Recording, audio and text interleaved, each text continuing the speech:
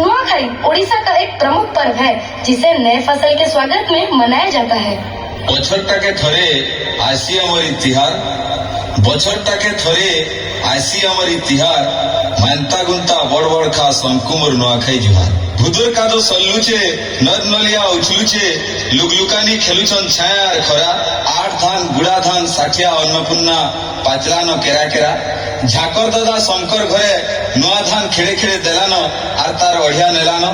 କ୍ଷୀରି ପୁରୀ ମଡ଼ା ସୁଆଲି ପିଠାତି ମହକି ଯାଉଛେ ଶଙ୍କର ଘର ଦୁଆର, ମାନ୍ତା ଗୁନ୍ତା ବଡ ବଡଖା ଶଙ୍କୁମୋର ନୂଆଖାଇ ଜୁହାର।